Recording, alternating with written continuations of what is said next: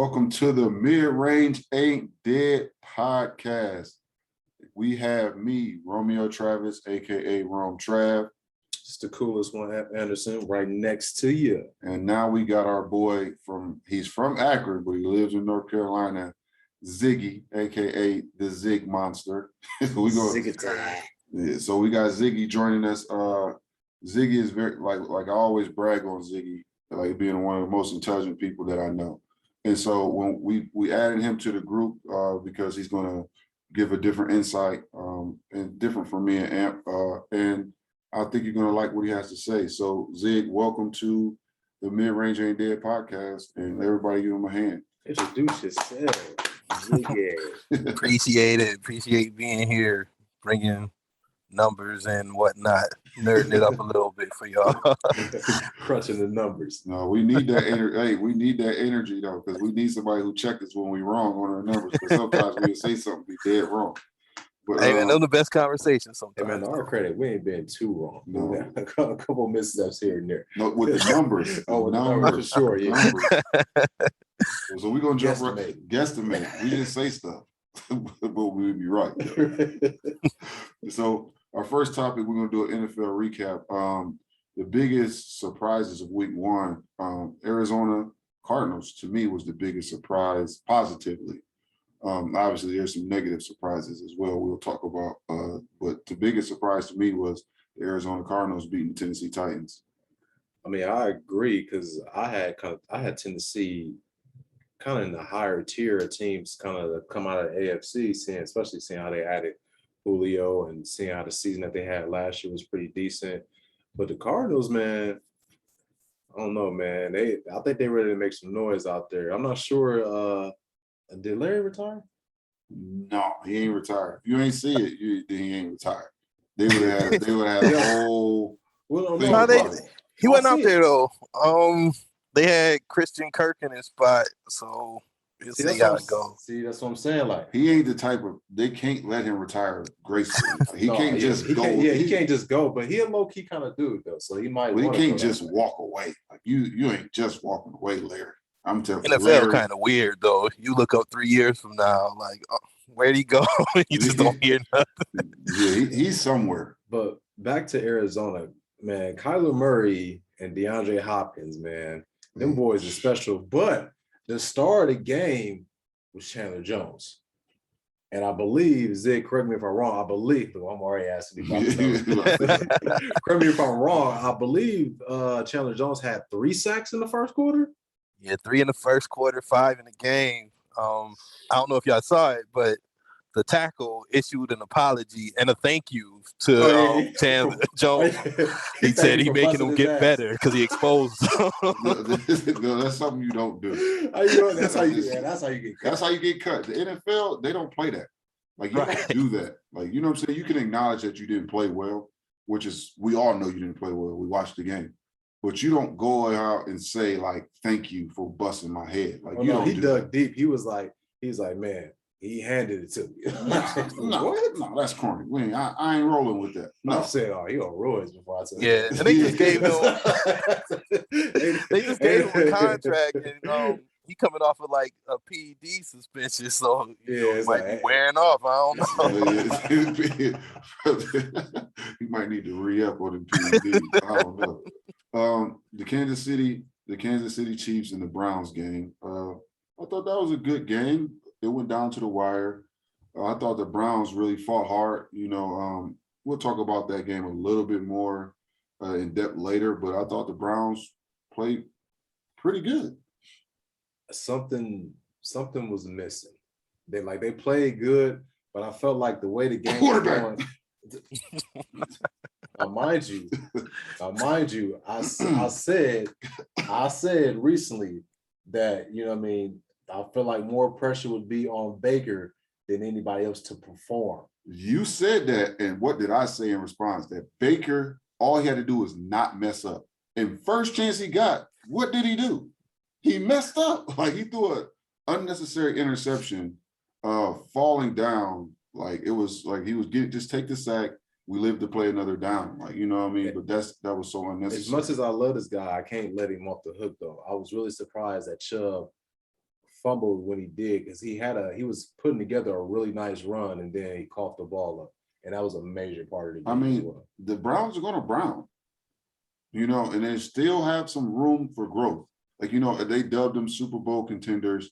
And that's great because I think they do contend for a Super Bowl. I think they have they have the most talented roster, probably front to back in football. But the Browns still going to Browns. They're still only 2 years removed from Freddie Kitchens.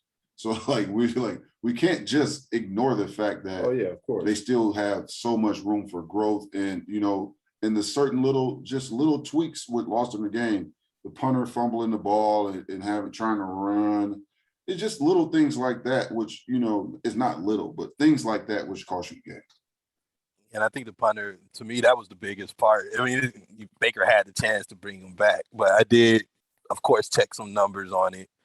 And when they had that lead at 29-20, about 10-24 left in the fourth quarter, ESPN had them with an 86% chance of winning. Then they gave up the one play to Tyreek for the touchdown. Then right after that, it was the blocked punt on the next time down. See, and then they never got back over like a 35% chance after that. The Browns going to Browns. See, here's my thing, and this is for the people that feel like they don't need Odell. I feel like moments like that is where you need somebody that can kind of take the top off the defense. You know what I mean? I like Landry, but I don't think he's that kind of receiver. He's a really good player. Don't get me wrong. He's more of a possession. He's more a possession guy, and he goes over the middle with the tough catches. But you need somebody that can actually make that big play like Tyreek did for Kansas City. You know what I mean? Why was Tyreek? Excuse me, why was Tyreek Hill 1-on-1? Yeah, you know what I'm saying? What we doing here? Like, why is Tyreek Hill 1-on-1 with only certain plays? Like, you know what I'm saying? That's like the main guy in the NFL that you can't play 1-on-1 with just simply off of common sense though. Yeah, and then he threw a bad ball. I don't care what anybody say. He didn't. He threw a bad ball. And the guy was, if he's double covered or if he has a safety, or I don't know if that was the safety. That's probably a pick. It's an intercept, but you involved in the play. Like, you can make a play on the ball. But he's 1-on-1, and all you thinking about is not getting beat. So you running as hard and as fast as you can. All he did was stop. And all he did was stop. Like, come on, bro. Where's the hell? Like, I don't understand. Like, I don't understand NFL coaches. Like, obviously, I'm not as good as an NFL coach. I'm not a defensive coordinator. But there's certain situations I do understand. We're up 9, and only certain plays can beat us. Yet we letting these plays beat us. Like, hey, I'm not a defensive coordinator. I'm a guy who like to watch football. But I'm trying to figure out how we keep ending up in these same situations. I feel like the Browns kind of fell into that trap that teams usually fall into where, they hearing how good they are, and then they go up a team that is really good, and they got the lead, and they playing good. Now they get nervous, like, oh, shit, we can't blow the game. Like, and then you start to kind of playing it safe. You keep going threes and outs or little mistakes here, little mistakes there, and then boom, now you lose it. Like, oh fuck. Yeah, you know what I'm saying? I watched that game and I couldn't believe that they lost the way they lost. But like I said, the Browns are going to Browns. They need some growth. Like, there's just maturation. And even under their coach and that coaching staff, who's a great coaching staff, they still need time to get that out of their system. They usually give white coaches 3 or 4 years, black coaches get 2. So this is only his second year. So he won last year, so that gave him 2 more. So so he's gonna get a couple more grace, but he won coach of the year, so that definitely. So he has grace. Yeah. So but I'm thinking about the hangover from the original coaching staff. So it's still some stuff that they need some junk they need to get out of their system. Yeah, and this is the year to take advantage because eventually you got to pay Baker, and that team, somebody gonna have to go. And somebody's gonna have to go. I don't know which way they're gonna go. I don't want to speculate. That's not my team.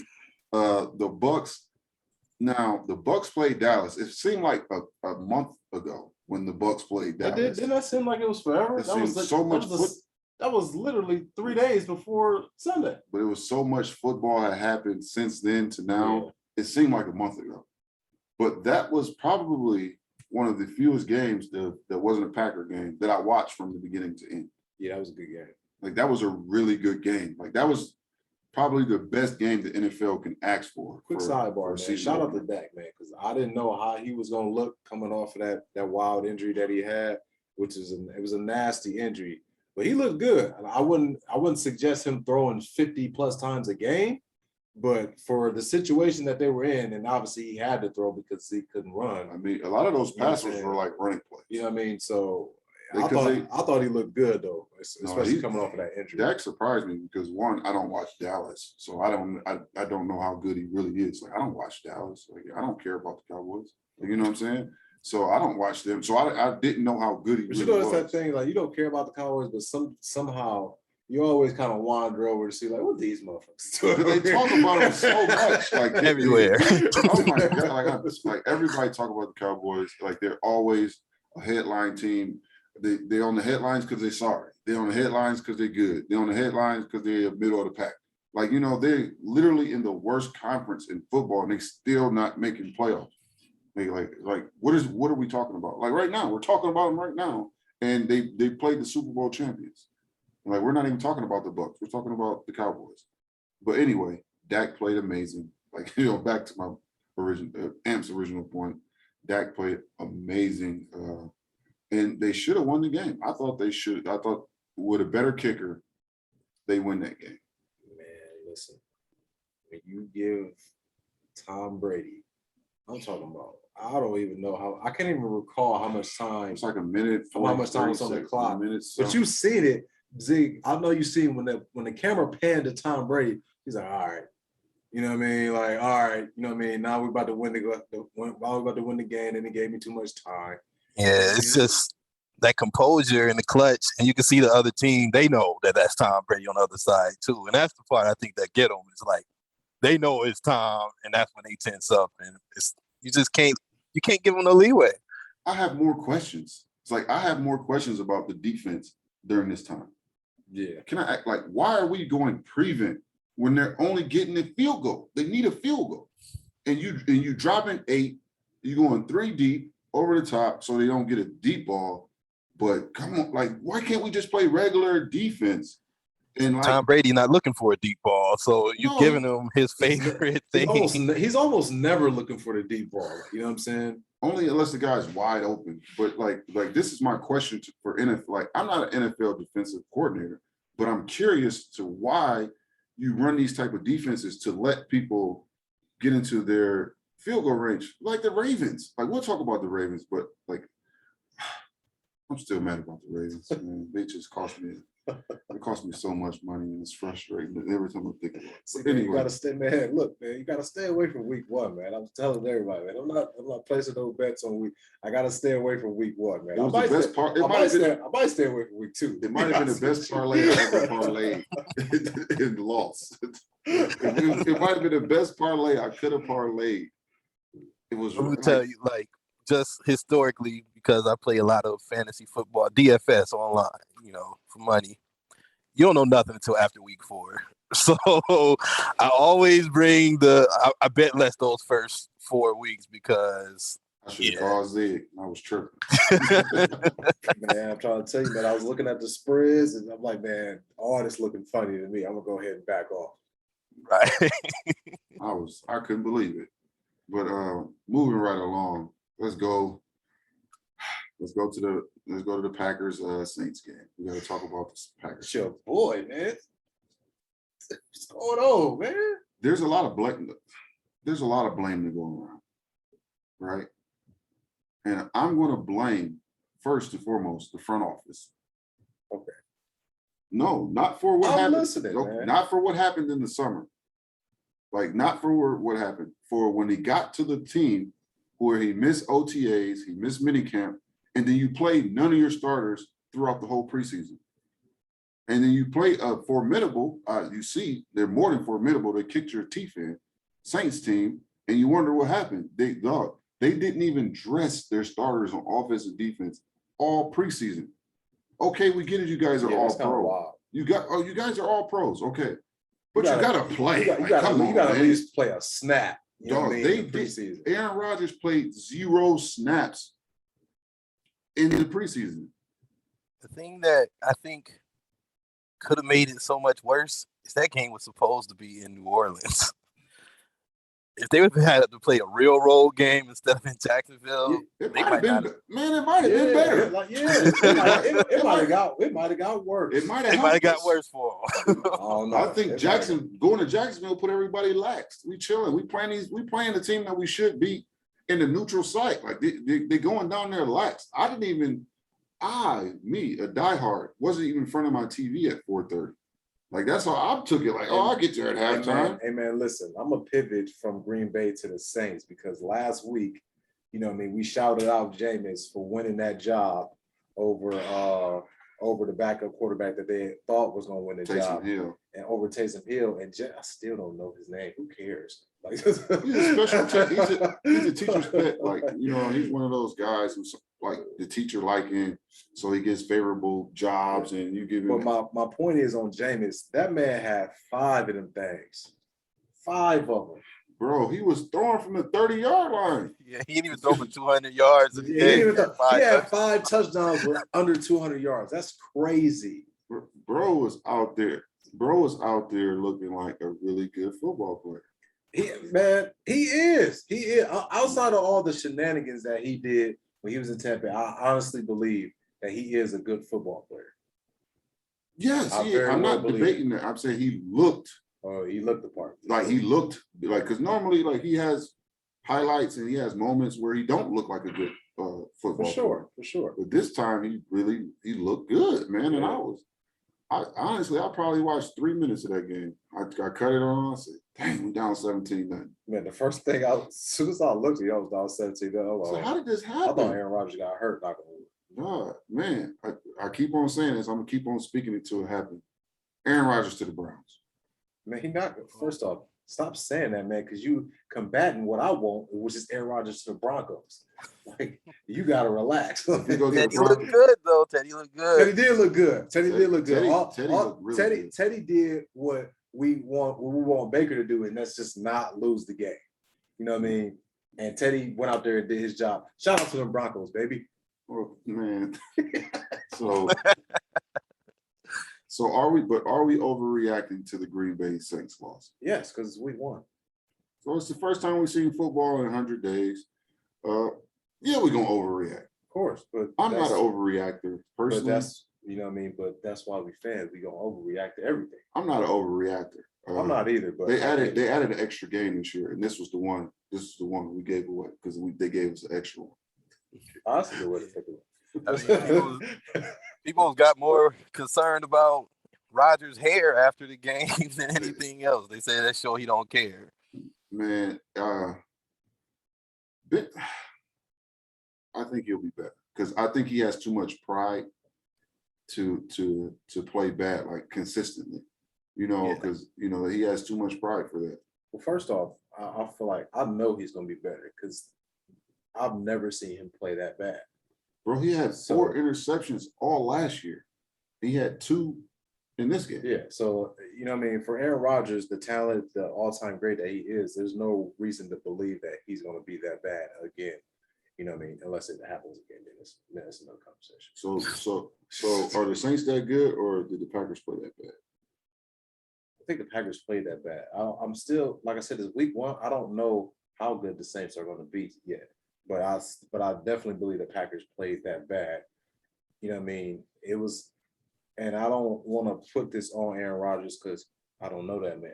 You know what I'm saying? But I don't want to put it on him like he was like dogging it, but it looked like he was kind of like, all right, it's week 1, whatever. Like we lost. Like they end up benching him. Didn't he end up loving him? Not benching him. He stopped playing. He stopped playing. So it's like in a blowout, like if you're on the if you don't win or lose, if you're on the positive side of a blowout, you're gonna stop playing. Just like All in all, I'm not gonna put that on his character. I'm not gonna say that he kind of I asked you a question about the Saints, man. Why are you talking about Aaron Rodgers? Because, man, I feel like it's the more important topic. Nobody cares about the Saints in real life. This might be the last time we talk about the Saints this season. Yeah, this might be Zig. This literally might be the only time we ever even speak on the Saints. But my man got Green Bay on his chest and on his head. Like and in my heart. She's on his mind. You know what I'm saying? But I'm saying, like, I don't think the Saints are that good. I feel like Green Bay just played that bad. All in all. All right, Zig. Zig, how do you feel about the Bucks? Do you think they can run the table? I've been seeing run the table? I've been seeing reports of their schedule, people saying that the Bucks can run the table. I'm not saying they will. I'm asking Zig and you, what do you think about, can they repeat and can they run the table? They can definitely repeat. They brought everybody back, which never happens nowadays. So that's like just unprecedented. But I know Brady's the most focused person in the world, and I hate to even say this, but eventually it has to show up that he is 44 years old. Like, I can't see extra games. If they're up by that much, I can't see them caring that much about being undefeated, especially after he's already gone undefeated in the regular season before and it didn't work out. So I don't see him running the table because I don't think that'll be the goal for them.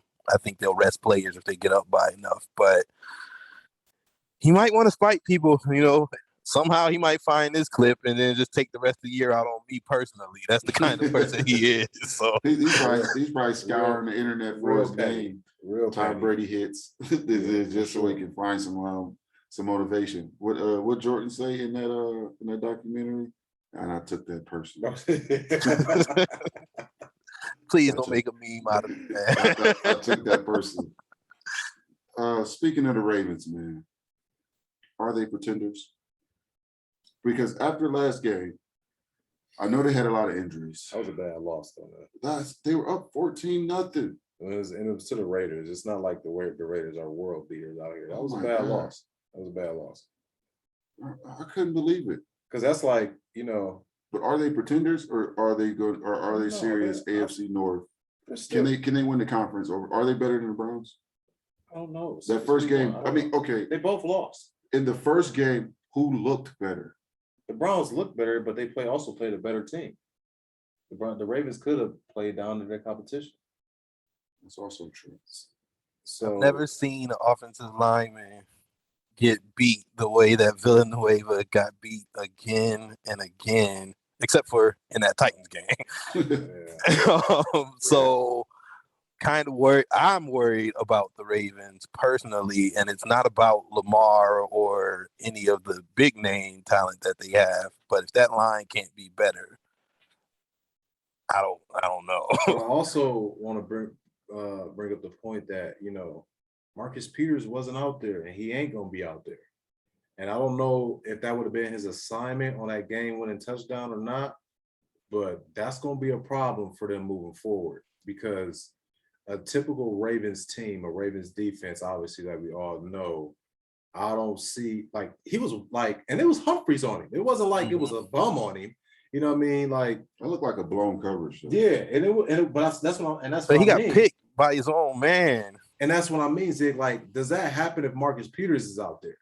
You know what I mean? I don't know. Maybe so, maybe not. But that's going to be a problem for them moving forward, because that typical lockdown Ravens defense or whatever that they're used to kind of putting out there on the field, I didn't really see it. Because they were, like I said, they were up 14. You know what I'm saying? And then it just kind of all fell apart. And then a blown coverage for the game, of all things. They let Derek Carr look too good. He's a middle of the pack quarterback, who's a okay quarterback. He's an average starting quarterback in the NFL, and they let him look above average. Man, listen, man. He's a third tier quarterback, and they let him look like a upper second tier quarterback. He's good enough to know if you blew the coverage, I know where I'm going. No, I mean that was one play, but the whole game, after the first quarter, he looked like a all-pro quarterback. Like, Yeah. you know, he looked very comfortable back there. Definitely not Ray Lewis's Ravens out there. For sure. Like you said, that's a different. And if that would have happened while Marcus Peters was out there, Marcus Peters would have been boxing that teammate who picked him after the game. For sure. Like, it's just the communication and things like that too. Stuff that, you know, first game, you know, that's where that stuff should happen. The crazier part about it is the Raiders, Ruggs and the other receiver, I believe Edwards, was it? Edwards. Yeah. They didn't have great games at all. And even Waller, the tight end, the all-world tight end, he had a lot of targets, but he didn't have just an amazing game. And somehow they still lost. He had like 9 catches. I'm talking about compared to his targets. He got targeted 19 times. And they tried to force that, man. You know what I'm saying? Like, they was forcing him to. But he had 9 catches, a touchdown, or like 100 and what? But it's His just numbers like were good. It's like that's the only guy that was out there. You know what I mean? I mean, but if they let me throw it to him, I'm gonna just keep throwing it to him. Like, Yeah. You know what I'm saying? Like it ain't my job to stop me. Like it ain't my job to stop throwing him the ball. It's their job. And they didn't do a good job at all. Speaking of quarterbacks, we're gonna transition to how well the black quarterbacks played this in the NFL this past Shout out weekend. to all the black quarterbacks. Man, in the NFL, man. we can go down the list of all the great The ones that won and lost, man, they all showed up. Tyrod Taylor, Jalen Hurts, anybody I'm missing, Zig, of course, you know, Kyler Murray, Russell Wilson. I mean, Lamar Jackson did play good. And I'm gonna keep telling you that. Come on, Lamar. But who else? Who else am I missing? Dak played amazing. Teddy Bridgewater. Teddy Bridgewater for sure. Teddy Jameis, like we talked about already. Jameis Winston played great. And there's a lot of great quarterbacks. Even Justin Fields came in and he played only in special situations. He scored a touchdown. Not Trey Young, but Trey Lance for the 49ers came in. I believe he also scored a touchdown as well. Too. Yeah. Man, it's a different league, man. It's you know what I mean, the minority quarterback is definitely, you know, it's changing. It's starting to switch hands. They're giving guys an opportunity to be athletic and have an arm. Like, you know, before that you had to be one or the other. Like, you know, obviously you can always point to a one guy who, like a Randall Cunningham, who's a special talent, you know, before this era, who they let run. And it's like you can always point to one guy. Warren Moon. But Warren Moon wasn't agile. He had the arm. And they let him play because his arm was, you know, exceptional.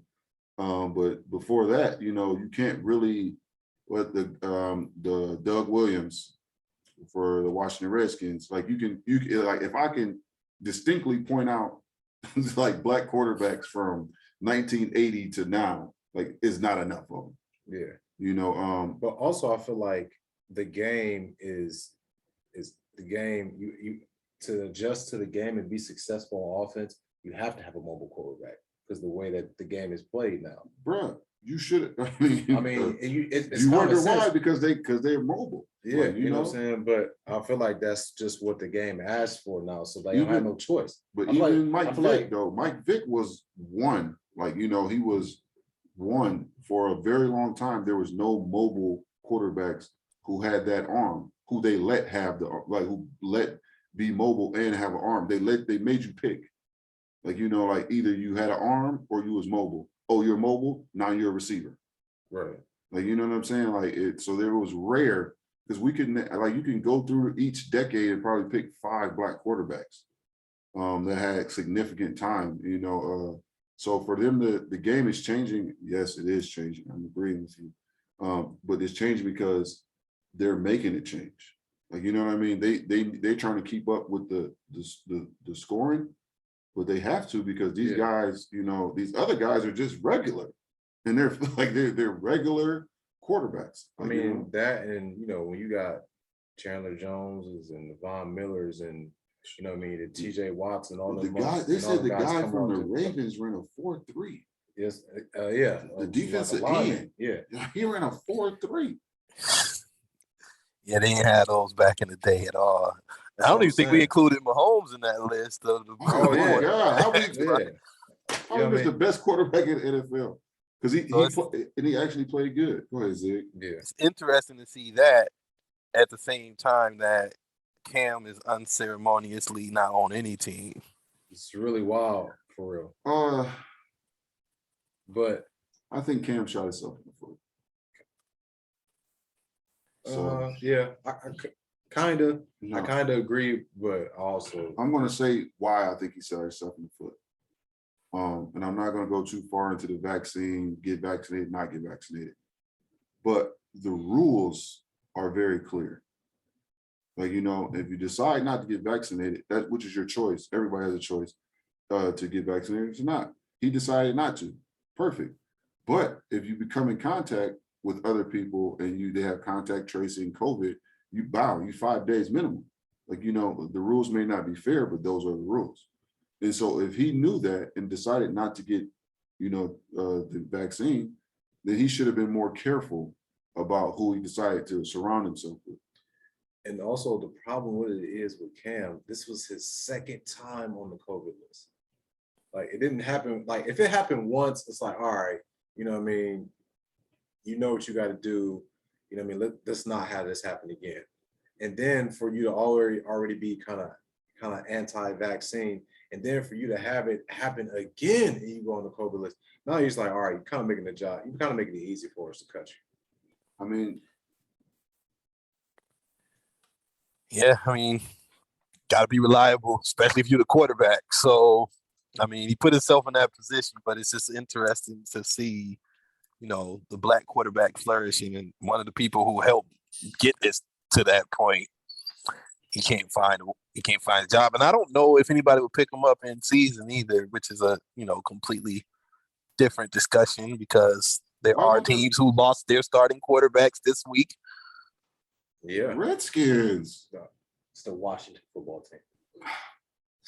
The old Redskins. The old Redskins. I don't know. Like, I can't say that. WFT. Hey, man, listen to all the brown people out there. Man, I respect. Man, I'm not going there with you today. I'm not playing this game with you. I'm just saying. Because the football team. Because I'm about to say, because they said the Indians walked across the Bering Strait from Asia through Alaska to get here. So I'm not that don't. Okay, yeah. But I really digress. I'm sorry. But I digress. Yeah, I really did. I'm sorry. He took me there. But we're going to move on to college, man. Since we're talking about all-time greats like Cam, Ohio State losing to Oregon at home. Some of them Buckeyes out there, I know they kind of felt that one in their heart and their chest. It hurt. It hurt to watch because it's like it was nothing they could do. It was hilarious. It was hilarious to me. You still got the smile on your face. Yeah, you think of the game. I thought it was hilarious, but for Ohio State's sake, they better hope that the Ducks won out. Because that they need that to be a great loss, like not like an average or a bad loss, because it's gonna look bad for them. They are where they are. I don't foresee them with that team competing for a national title. So I think the Ducks actually jumped to 4, maybe 5 Zig. I'm not.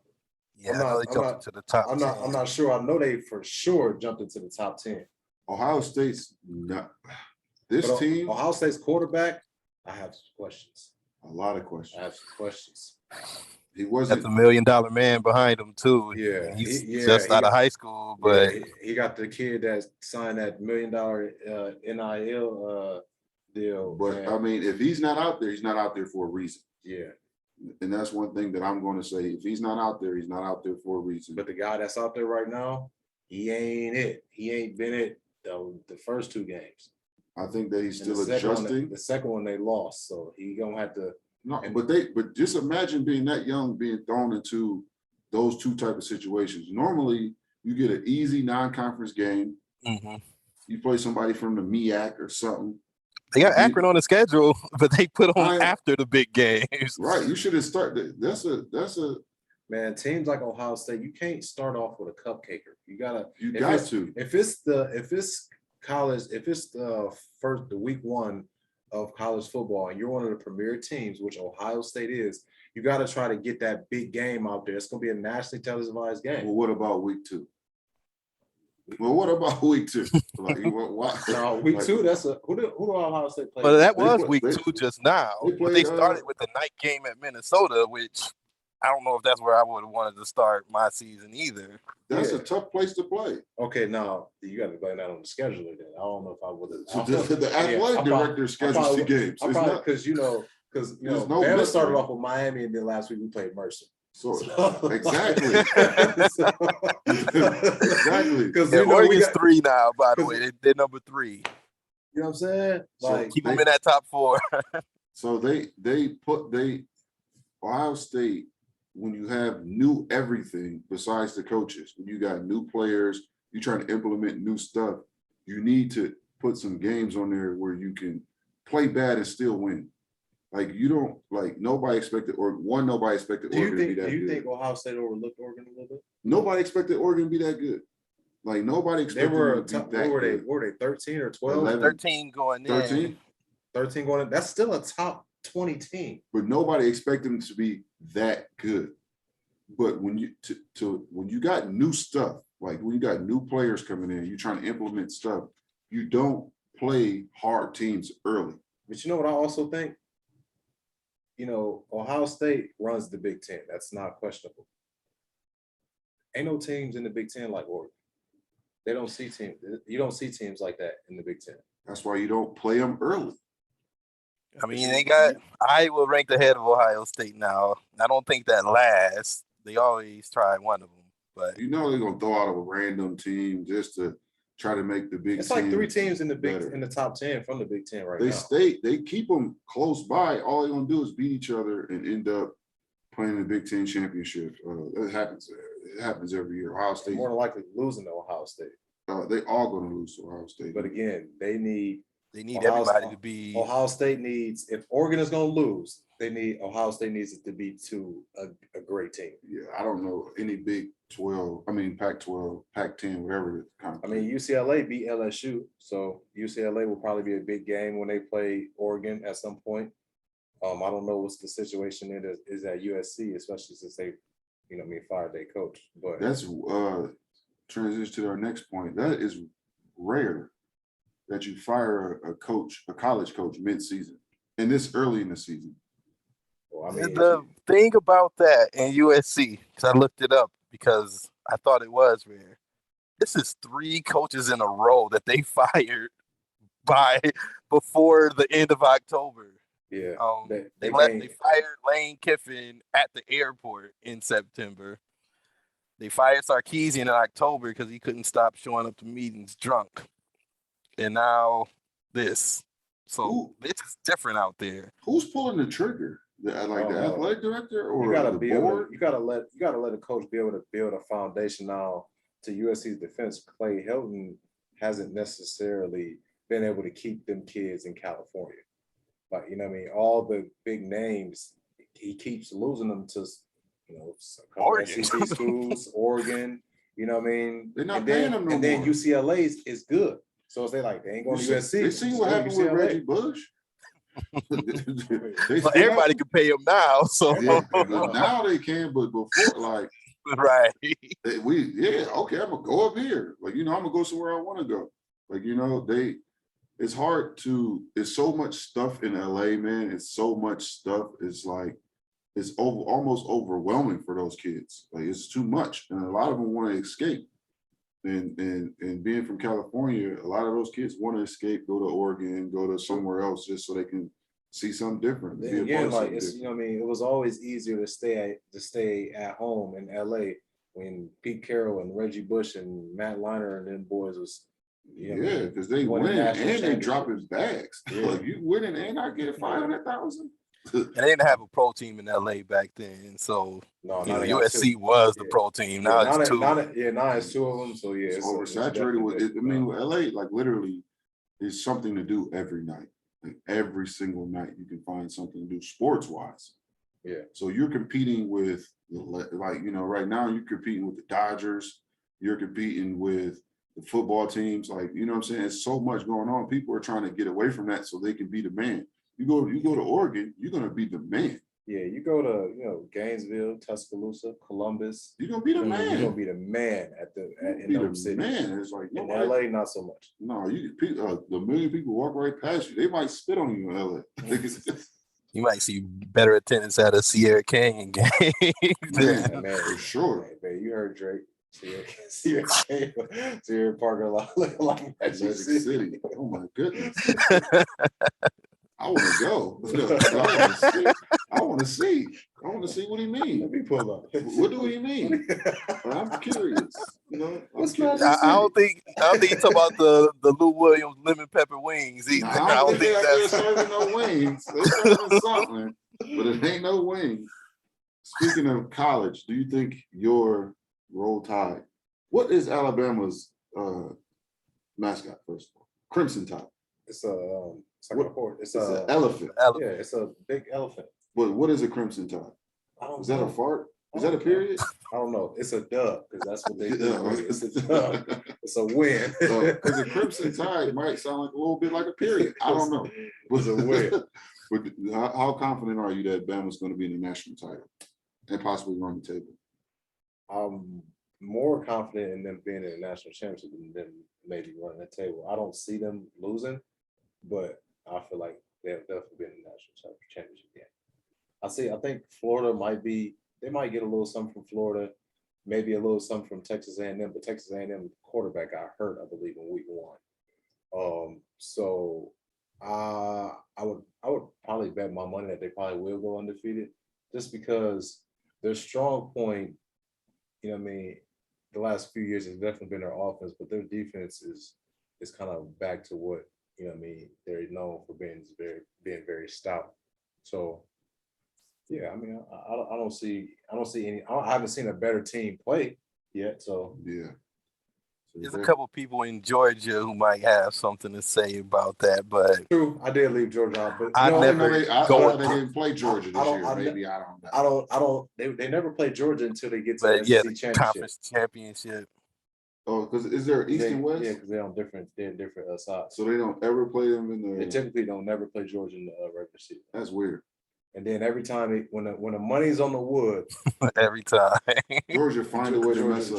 Georgia give us a dub. So they always find a way to mess it up. All right, let's keep it going right along. So we're going with games of the week. First up, NFL. Zig, who you got? Game of the week for me is the Kansas City Chiefs versus the Baltimore Ravens. This has been talked up. Chain. Right. Sammy Watkins talked it up and said Lamar Jackson needs to win this game. He just got there putting that kind of pressure on him. We said that. He's kind of right though. He's not. You know what I mean? I'm sure he's supposed to say. I probably wouldn't say that out loud, but he's kind of right though. You know what I mean? The last. I don't know, Zig. I don't know if you know this or not, but I don't know what Lamar Jackson's record is against everybody else, but against Kansas City, it's a over. A lot of people's record against Kansas City is an over now. You're right. But for the most part, he beating everybody else but that man, Patty Mahomes. You're going to have to see him regardless. You're going to have to see him, but when they say quarterbacks going against each other, that's always been an odd thing for me. Yeah, that's not really what's going on. Yeah, like I never play you. Like, it's never. Yeah. Like, we're never on the field at the same time. Ever. If I do, it's an accident. Yeah. The only time I'm coming off if you do an interception or is it a fumble or something like that. Because even if there's a punt, we're not on the field at the same time. So they say Patrick Mahomes versus Lamar Jackson. Because they like to emphasize on how important the quarterback position is and why it's always this and always that. And just to keep on that same topic, I was saying earlier how Baltimore is looking shaky on defense. This ain't the week to do that either. They're going to give it up. They're going to give it Man, listen. They don't give it up like a drunk frat girl. They give it up. They're going to give it up. Easy. Man, listen. So Lamar is 34-10 against the rest of the NFL and 0-3 against Kansas City. That's what I'm saying. He be smoking everybody out there with the, they pull out the purple Lamborghini on the little special ESPN I mean, he only played him 3 times. That's not a big sample size. He's only lost to 2 other teams twice before, and that's the Browns, who he's 4-2 against, and then he's 2-2 against the Steelers. And those are both in conference. Yeah, so you see them a lot. Yeah. Let's stop trying to downgrade how big this is for Lamar. He need to get a dub. I would like him to win. I would like him to win. That's the game of the week in the NFL. The NCAA game of the week is. Oh yeah, some Bama boys in Florida, man. Yeah. Anytime them 2 teams match up, man, it's gonna be a big deal. They're usually both good at the same time. Yeah. Last couple of years, obviously, Bama's been a lot better. But Florida's typically always good, so that's another good one. Yeah, so I think I'm gonna be excited to watch those. I can't watch the Saturday games. I got a lot of stuff to do, but the Sunday games I'm gonna be locked in. I'm going to church and then don't. Is that Baltimore? Is that the night game Sunday? Yeah, it's the Sunday night game. They pulling out all the stops. Man, that game ain't gonna start till almost 9, man. Outside. I gotta early on Monday morning. I gotta go to work on Monday, man. I might have to miss that one. I might have to catch the highlight. So ESPN has just released the rankings for the teams, conference rankings, and they're always wrong. But it's interesting to see what other people think. Like I actually kind of agree with most of the ones that they did for the Western Conference. Okay, we're just going to go the top 6 because this is obviously. And they're talking about record wise. Yeah, they're just saying like these teams are going to win the most. They got Utah Jazz first, Los Angeles Lakers second, the Phoenix Suns third, Denver fourth, Dallas fifth, and Golden State sixth. Zig, do you agree or disagree? I think I disagree, but I can see where they're coming from. So the Clippers fall out from last year out of that top 6, and then also they kicked Portland out. The Lakers moved in. Obviously, we hope they're healthy, and I'm with that. But I feel like we might kind of be sleeping on Portland. I know they don't deliver in the playoffs like people want them to, but I think Nance would be a good addition for what they need. All respect to Melo, but I think they need that defensive side of the ball more than the points. But in the Golden State, they're counting on Clay being Clay. But if Clay is Clay, I think they got to be better than 6. Yeah, I feel like I don't know, man. And I like Luka the Don. Don't get me wrong. I think they're high. I really like Luka, but I think they're a little high. Like, the national media is really high on Luka right now. Especially after, what he did last year. It's always against the Clippers too, by the way. But what he did in the Olympics, he kind of showed out and was there. I think they lost in the semifinal game or whatever. But I think they're a little high. I probably would put Golden State over the Mavericks just because I don't see what the Mavericks like. I don't see them being as good as people feel. And then the Nuggets. That was my team. That's too high. The Nuggets, because I don't know.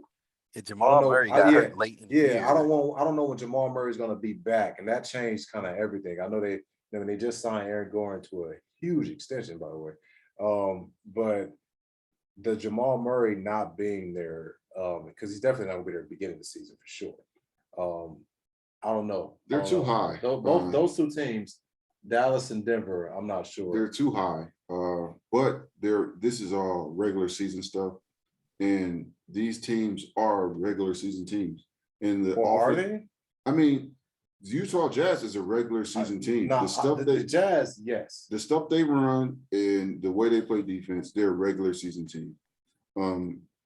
Denver, before Jamal Murray, they're really good in the regular season team. But he's not there. But even after he left, they kind of still was even keel. Like, they didn't lose a ton of games. And they just paid Aaron Gordon, which I don't know. We wait for Porter to make that next step. Yeah, what number, like, what did he get? I didn't see it. 94 for 4 years, is it? Yeah, 94. Congrats. That's a lot of paper. I think It's a lot of money. I think it was good for them to lock him up, just because he's a young asset, and that makes him even more attractive if they want to trade Michael Porter, because they play similar roles, and now it's like I didn't think about that. That's kind of interesting. it makes him more attractive. He's locked They in. just signed him, but I don't know, man. Michael Porter might end up being, a killer out here for real. And he also might end up being Kyle Kuzma. That's their guy true. with if they want to bring in, if Bradley Beal ever decides it's time or something like that, that's where you cash in that Michael Porter chip. So And it might be worth something. Yeah. And Aaron Gordon, both of y'all. Bill, for sure. For Bill, I mean, it's whatever. Just keep Jokic. But you're gonna have to get rid of Jamal Murray. Didn't they just sign Jamal Murray? Jamal Murray and Bradley. Well, we're putting the cart before the horse. Yeah. I'm not going to say Jamal Murray and Bradley Beal play together. I think the Lakers are right where they should be, second, third. They're not really a good regular season team, and with so many changes, I don't expect them to be great in the regular season. Like and teams with LeBron on them tend to try not to be that great a regular season teams. Try to be like kind of strategic. Yeah, you know what I mean? Which didn't. I don't think that worked out in their favor, but they weren't healthy last year. Last year was a non-healthy year, but being in Europe has taught me some tricks of the trade. And in seeding, being downplayed as much as it is very, very important. It is important because if you get a team that you can beat, but you want to get them, you can slide from 4th to 6th, but you can advance to the next round. You're going to slide. Like, I've been a part of teams like, oh, we're going to lose this game. Like, huh, coach? No, we're not winning. We're going to play hard. We're going to go out there and do things the right way. When it comes down for us to win or lose this game, we're losing. Because we want to go 6, because we want to play this team that we know we can beat. And then that gives us a better chance to win the championship. Like, I've literally been a part of that.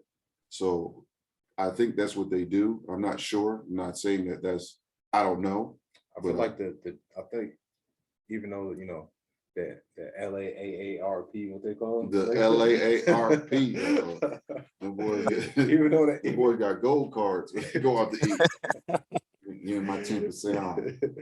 Even though they are older, I feel like they have a lot of depth. You know what I mean? I think that will actually kind of help them. You know what I mean? In the regular season. So them being at 2 this year, I actually think that makes a lot of sense for them. Yeah, I mean, as long as the best thing about the Lakers is they got a lot of guys who know themselves, right? Like, they're not out here trying to prove anything. They're not out here trying to be somebody they're not. So a lot of those guys, Wayne Ellington, Trevor Ariza, like, they know who they are. Like, they came to this team to fill a role, and they're not out here trying to prove themselves. And so that will be perfect, even if somebody goes down and they have to pick up some of the paces. But when those guys come back, they know that they're going to be right back to their normal self. Do you think the young guys get minutes? The Taylor Horton Tuckers, the Malik Monks, I can see them getting regular season time. I feel like personally that Kendrick Nunn is going to play a lot. I don't see why he wouldn't play a lot. I feel like that was a steal for them in the offseason, and I think they know that. Because it was reported too. He took less money to come to the Lakers. So I feel like it. Now Malik Monk, Taylor Horton Tucker, maybe because Bron likes him, he might play a lot. But I think only one that would probably get like really significant time is Kendrick Nunn. That's just me personally. I don't see any of those guys playing over 15, 20 minutes. Because if you look at just the minutes in general, Russ is playing 35 minutes. LeBron is playing 35 minutes. AD's playing 35 minutes. Is Bron going to play 35 minutes? He's playing 35 minutes. Definitely once you get to the playoffs, I don't see. He can't sit down. He can't sit down. He wants to play. He's not like type like either he's going to play or he's not going to play. Like, he's going to sit on the bench. He's not going to be, playing 30 minutes just because he want to make some. Like, he's not doing that. He would rather not play a whole game. From what I've seen, I mean, obviously, I've never had this conversation, but from what I've seen, I see that he plays. When he plays a lot. You know, when he don't play at all. But I think with AD playing a 5 and LeBron playing a 4, that opens up a lot of minutes for those guys, though. You know, because that means Carmelo can come in at the 4. That means Trevor Ariza, Taylor Horton-Tucker, Wayne Ellington, all those guys. There's 4 guys to split 2 spots. So crazy. You said this last week that you felt like, or was that 2? I don't know. That might have been 2 weeks ago. I don't know. A month ago. Rome actually said that, you know what I mean? Because I thought DeAndre Jordan and Dwight Howard, one of them were going to start. I thought it would probably be Dwight Howard, but Rome was like, no, it's going to, you know what I mean? It's going to be Bron and AD. Man, you've been talking to Rich. Not about this. Not about this. No, I felt like that was their best 5 to start a game. You know, Dwight Howard, when he comes in, he's going to come in, be a defender. He's going to change the type of defense they play. He's going to change the type of offense they play. But I think starting a game, you need Anthony Davis playing the 5 and LeBron playing the 4. Because it opens the floor up and it makes it a better starting point. You know, obviously when you substitute, you know, I think LeBron's going to be the first one of them off the floor. And then, you know, he's going to finish the quarter. This is obviously, I'm just guessing from previous years, but it always seems that, you know, you feature AD early, and for him to do that, he needs space. He can't be featured when you got Dwight Howard, he's in the mid post, and Dwight Howard's right there on the block. Like, he can't work like that. He needs space. So is Dwight Howard or DJ one of the first subs off the bench? No. You don't think so? No. Carmelo Anthony. Because I feel like AD likes to wander sometimes out on that perimeter as well. Yeah, that's great that he likes that. But now you can't do that because there's 4 people out there. So where are you going? You know, like it low-key forces him to be the player that we all think that he's his best at. Like, you know what I mean? Like, we think he's his best when he's short rolling, shooting the jumper, short rolling, getting the one dribble to the basket, short roll. You know what I'm saying? Like, and it seemed like when Rondo is on his team, they're better at keeping him in his role. Oh, mind you, oh man. Rondo, when Rondo plays, or when AD plays with Rondo, I'm sorry. When AD plays with Rondo, he a totally different player. I mean, we seen that last year. I mean, because there's a respect factor too. Yeah. Because some people like you can tell me something and I can hear it, and then somebody else can tell me something and I totally like it's the exact same thing. Like, I can't, like, yo, beat it. Like, you know what I'm saying? It's about the person who's delivering the message and the level of respect that he has for Rondo. And he knows that Rondo's putting him in a position for him to be pass first. Rondo's not trying to score at all. No, but Rondo's want him to look good. Not only pass first, like he want him to be, like he wants him to be a dog. Like he wants him to be held in the higher. Like I like this is just watching as a fan. It looks like Rondo wants him to be held at a higher regard than LeBron. Like he wants AD to be looked at like that. I've seen that. And so, but we talked too much about the Lakers. Moving on, we're going to go to the East, which just came out today. They got Brooklyn, number 1, Milwaukee, number 2, the 76ers, number 3, the Heat, number 4, the Hawks, number 5, and the Celtics, number 6. I think the Celtics are a little hot. I think the Celtics are a little hot. I was about to say, do the Celtics have a point guard? But then I forgot that's where they should return down $84 million ago. That's just what happened. I mean, why you got to bring it up? That's what happened. I was trying to think of who the Celtics point guard was. He's not even a starting point guard. Who is? He's coming off the bench. So bro. Marcus Smart is going to be a starting point guard? No. They penciled in. Who? Dennis Schroeder. He's going to come off the bench, bro. They signed him to come off the bench. Man, he don't want to come off the bench. Bro. I'm trying to. I wish I could think. I'm going to have to look at the roster because you're making me mad. Zig, I thought they were starting. I thought they were going to try to start Marcus Smart as as the plan, as the point. They haven't come out and said exactly who it would be to take that spot since Kimba's been gone, but I know it's not going to be Peyton Pritchard. So it's got to be Dennis or it's got to be Smart. Yeah, I'm not even trying to be funny. It's just a common fact that that's where he chose to go. No, I actually think they can't start Marcus Smart. He shoot too much. Again, but I think going there and starting was part of the sell for Dennis. That's the only way he's going to recoup that bag he lost, and so we'll see if he's able to do it because they don't have bird rights. So just getting into the technical parts, like somebody's going to have to clear space to sign him to a big contract if he's ever going to get one, and I mean he's going to have the season of his life. Mm-hmm. But if we can get back to the rest of the top teams in the East, I actually think Brooklyn and Milwaukee, I would switch those two. I don't see Brooklyn being like a regular season team simply because I don't feel like all them dudes are going to always be healthy together. I just don't see it. I mean, I hope they do. With this offseason, they had a longer offseason than most because they lost to the second. They lost in the second round. So, I mean, that's. They lost in the second round. And so I think they're going to be able to play, and they're really still figuring each other out, you know. And so I think that they're going to use this regular season to figure each other out and kind of figure what everybody's good at because they weren't on the floor a lot last season. They wanted to play. I want to say they played less than 30%.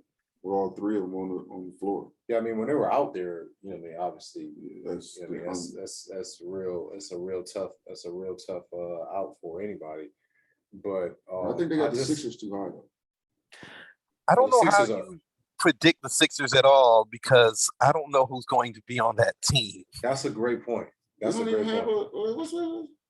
What's going on? They don't even have nothing. I don't know. Ben, first off, it's very clear now. Ben Simmons doesn't want to be there. Bro, I was going to go a show without bringing up Ben Simmons, man. Oh my God! If you ain't want to bring up Ben, you shouldn't have brought up Philly. Bro, we could talk about the team. I wasn't even going to talk about Philly. I was going to just move right past that. I was trying to do one show, man. We did with like 3 or 4 shows with touching on Ben.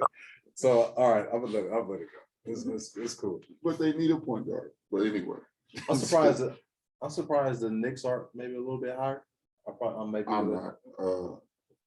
don't know. I like what the Knicks did last year. I think they're probably a regular season team. So I would imagine. Yeah, they don't have them at 6, but they have 1 game behind 6. So 1 game behind. Okay. So they could very well end up. Because I was only going to have them at like 5th. So I was kind of going to have them right there. So that makes sense. I think Atlanta's a little high. I don't know. To your point, you told me, like, when we were in some of the earlier episodes, when you spoke on Atlanta, they ain't been healthy all year. I think they caught a lot of people off guard. I think that, you know, a lot of people just looked at them like, Atlanta, you know, shrugged them off. Now they see that they're, you know, a formidable team. Like, nobody's going to just look past Atlanta. Like, they're going to really take them serious. I'm back and forth on Atlanta because of, one, just respect for Nate McMillan and what he can do as a coach. He completely turned everything around from where they were last season once he got the job. But nightlife in Atlanta is back. They got the, you know, they got the vaccines now. You know, you might come in. First off, it never stopped in Atlanta. they've been boogieing. Let's be clear. NBA allowed outside of your hotel room. Okay, yeah, maybe, but Atlanta kept going. They've been going crazy. They didn't even know what they didn't even shut down during quarantine. No, they didn't shut nothing down. You could still go to Waffle House late at night and get it in. And it was packed house. So that's some easy home wins right there. You see what Lou Will did? Lou Will went back to Atlanta during the bubble. Magic City's still open. To go to the strip. Magic City's still open. During the lunchtime at that, like, they were essential. They were essential. The wings, man. I heard they're good. I wouldn't know. I wouldn't know either. I just heard. I've never, you know. Yeah, but I think the Heat is a little. I think the Heat are going to be. I think they're a little low. Where they got them at? They got them fourth, but it's hard to judge the East when you got Philly smack in the middle of all of this stuff, and you don't know what's going on. So I'm guessing they're assuming that Joel Embiid is going to have a similar year to last before he got hurt. Because, you know what I mean, if people don't know, before he got hurt, he was having an amazing year. And so I'm assuming MVP type. Yeah, well, he was like the MVP leader, and then he got hurt, and then that's kind of like where Jokic kind of took it and ran with it. The thing that I think is the biggest mistake is I think that just not having Toronto in the conversation. I know they lost Lowry, but last year was a different kind of year. They were playing in Florida.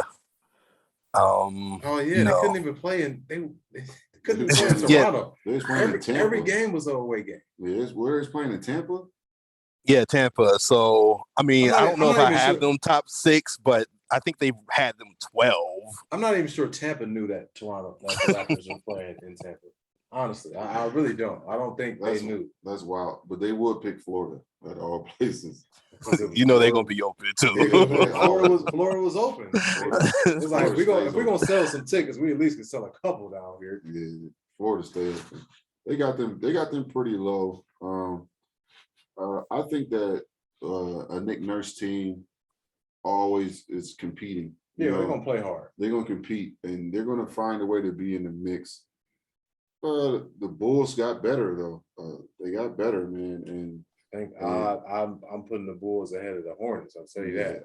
The Bulls got better, man. I'll tell you that. I don't see. And it's going to be interesting to see how the East goes and how it works itself out, because it's always one team just surprises the hell out of everybody and just ends up being much better than anybody anticipated. I think that's going to be the Bulls. I think that's going to be the Bulls as well. I don't know why the Bulls should be a surprise. I feel like they didn't get enough credit for this offseason. I feel like more people should be talking about I thought they had an amazing. Nobody's talking not about amazing, but I thought they had a really great offseason though. They got a lot. They filled a lot of holes. You know, they had some, and they kept their young core.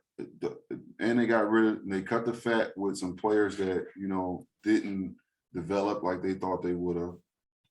And so I think that they're putting themselves in a great position to be successful with the guard play that they have. And then they got Vujacic. I think that, hey, they could surprise some people. Hey man, Vujacic can play. They got Kobe White still, the young dynamic point guard. They brought in Lonzo. They got Patrick Williams, who had a great standout year for a rookie. And then you got Zach LaVine, another and Caruso. And DeRozan. So say what you want to about DeRozan as a player in the playoffs, but regular season DeRozan is not to be messed with. Regular season DeRozan, he's gonna cook up. Is nice, man. I'm a fan of DeRozan. I personally like. He's gonna cook up. So I think it's gonna be a surprisingly good year for the Bulls. Hey man, Chicago, stand up, man. Y'all might have something to cheer for out there. So there's a rumor going around that if the Nets try to trade Kyrie, that he's going to retire. I actually think it's more truth than that than Kyrie's trying to put off. Because I know, I think he actually replied on Twitter to Nick Wright, the First Things First, one of the hosts on there, saying that he kind of dangled like a puppet thing to reply to Nick Wright's kind of take on him retiring. But I feel like you don't just bring that out of nowhere. You know what I mean? So I feel like that has some validity to it. I don't think he'll do that, but they got it from somewhere. I don't try to predict the thoughts and actions of Kyrie Irving because, you know, this is all bigger than basketball to him. So, you know, you're not going to make Kyrie do something that he doesn't want to do. So if he doesn't want to play anywhere but Brooklyn, I could see him actually hanging him up and going to a farm somewhere. We might never hear from him again. Yeah, I don't know. That's a lot of money though to just leave on. I think he's bluffing. Like that's just me being. But I don't. I've never lived his lifestyle. But just watching, I think he plays basketball because he truly enjoys it. Like and he may not enjoy everything that comes with it, but he truly enjoys playing you can basketball. tell how good he is that he enjoys it. Like, you could there's some players where, obviously you're just God-given talent. Like, Kyrie is exceptionally skilled at basketball. Like, there's not a lot of people that have that kind of skill. And to me, his creativity with the basketball is what makes him even better. But he's not as good as people think. I'm just giving you my opinion. His creativity with the basketball make you feel like he's a better basketball player than he really is. Yeah. Not saying when I say that, I'm not saying he's not he's definitely a grade A tier 1 point guard, but he's not like I don't know how to say this. I don't know. I'll say this, and he's really good, but he's not. He's really good, but and I might be biased. I feel like he was at his best in Cleveland still. I feel like that was kind of the best version. Even though he had Zig, did he have a 90, 50, 40 year last year? He's right there every year. Let me see the exact number on him, but I know last year he was like no, he's really really good. Yeah, and he is really 50, good. 40, 90. Definitely got there last year. He's really a great player, but like I said, I think his creativity with the basketball makes people feel like he's better than he actually is. Now, Nick Wright sourced the rumor to Kyrie's representatives. Like, he straight said that his reps told him that. So, of course, what else is your agent supposed to say? Right. You don't want your guy to get traded. Yeah. You trade him, he's retiring. Basically saying, like, if you trade for my guy, like, he's going to retire. So it's like making it unable for the Nets to actually trade. But I do think that teams would be scared off by that because they it's can't him. predict him. Yeah. Because it's him. So you can settle in and get comfortable there. See, I'm a different kind of GM. That's why I can't be GM. There's no way I'm trading James Harden to the Nets. I don't care where you want to go. You're not going to Sacramento for this bag. If I send you to Sacramento, you're going. You're not going to Orlando. If I send you to Orlando, you're going. I don't care what you say. All these guys talk all that tough talk.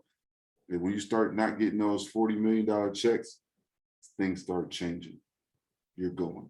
I'm not trading Kyrie to the Celtics if I'm the Cavs. That hurts. I don't understand it. The GM job in professional sports, especially NBA, it's a very prideful job. You always feel like you got the upper hand. That's why Daryl Morey is stuck in the situation that he is right now. I'm not gonna say his name. You know what I'm saying? Don't. I would just trade that man to Portland for CJ McCollum and 2 first-round picks and keep it pushing. And that's what I would do, and just be done with it. But I don't understand how these guys end up in places that they want to go. Like, I don't care. Man, I've never actually. I know the players got the power in the NBA, but the last couple of years, like, guys are really actually being traded to exactly where they wanted to go, and you're going to Indiana. That's really quick. I understood it whenever I understand it when there's a player with 1 year left on his contract. But these players who are locked in for 3 more years, still getting the pick. That's something that's insane. That's new. That's insane. I don't care. And what's the more shocking thing about this here is these GMs, they're keeping their jobs after they do this, though. That's what's even crazier. Like, nobody's getting fired. I'm trading you to wherever I want you to go, and the worst market I can think of. Hey man, you're gonna get real familiar with Minnesota. Man, go ahead and get out here. Go ahead and stretch out. We're gonna send you a parka and some sleds. you get you some slush dogs, because there's no way you're going where you want to go. I'm not I would never send James and I'm glad it happened for James Harden, not so much for basketball, but I'm never sending him to the team. And they didn't. They ended up with what a hurt Oladipo, and they got 4 first-round picks. But this basically second-round picks because they're going to finish deep in the playoffs every year. So you're giving me a 20th or above every year. Wow, thanks. Yeah, Like that's not okay. That's not moving the needle. I don't know, man. I'm not doing it. You're going to Oklahoma. Enjoy yourself. You're going to be a Sooner fan. So you're gonna be out there picking corn by the time you finish with me. But last but not least, we're gonna do something about that boy good. That boy. That boy good. Good and terrible. No. But shout out to Akron's own Chris Livingston. Man, I wish I had a button to just bring all the claps down, man. Give you some manual claps. Man, he is literally from Akron, and he's going to the University of Kentucky on a basketball scholarship. That is amazing. We have had shout out to him, man. Man, huge shout out. We had some great athletes in our time come from Akron, but he is the latest and greatest. Shout out to that young man for committing to the University of Kentucky.